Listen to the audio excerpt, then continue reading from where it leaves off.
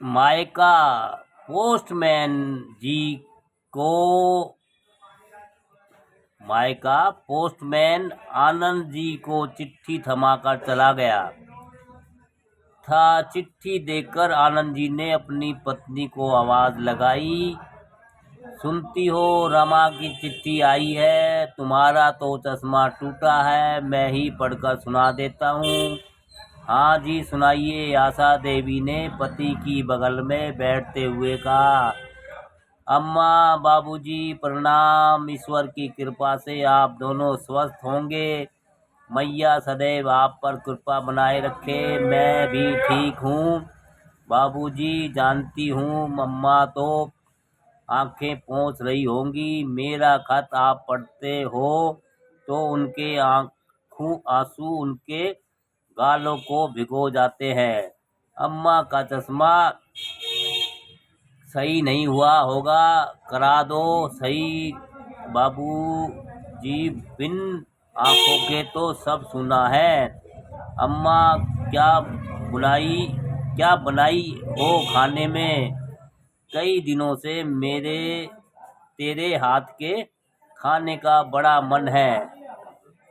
ईश्वर ही जाने कब अवसर मिले, ससुराल में बहुत काम रहते हैं। अम्मा जब तक निपटे चाय और रोटी दोनों ठंडी हो जावें। यहाँ अम्मा थोड़ी है जो लाड लड़ा कर खिला दे। बहुत थक गई हूँ, तेरी गोद में सोना चाहती हूँ। फिर तू वही बचपन वाली लोरी सुनाना, मैं सो जाऊंगी। बाबूजी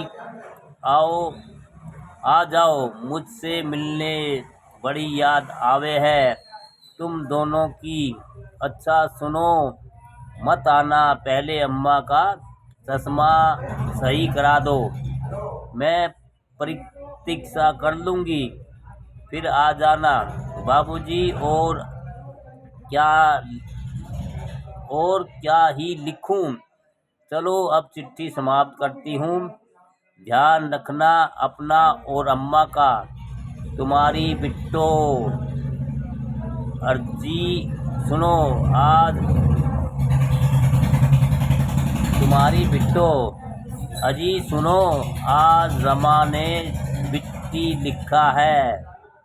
रमा ने लिखा, जानते हो इसका मतलब? विदाई के समय उससे तुमने कहा था, अब तुम सबके लिए रमा हो। जिस दिन तुम्हारी चिट्ठी में बिट्टी लिखकर भेजेगी, उस दिन तुम्हारे अम्मा बाबा समझ जाएंगे कि बिटिया बुला रही है। मेरा जी घबरा रहा है जी, हमारी चिंता बिटिया की चिंता न बन जाए। खुश न है तो खुश न है वो वहाँ, लेकिन इतना दुखी है। यह एहसास अब ही एहसास हुआ। अब भी तुम्हारे बारे में सोच रही। तुम्हारी लाडो, जाओ जी ले आओ, उसे एक रोटी को मिल बांट कर खा लेंगे। लेकिन पिट्टी दिखाई तो देगी। मेरी गुड़िया का मायका आज भी उसका ही है, सदा रहेगा।